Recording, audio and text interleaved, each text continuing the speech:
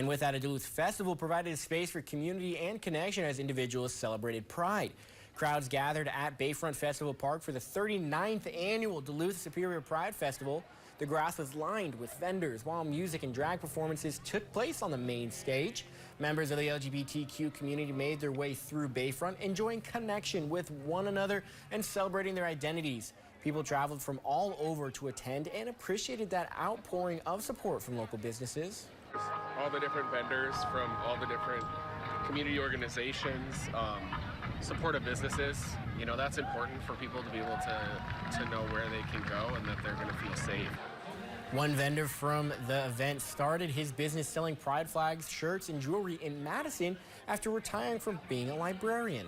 I think it's more important than ever to be here. You know, it's a way to instill identity in people, and we feel strongly about that.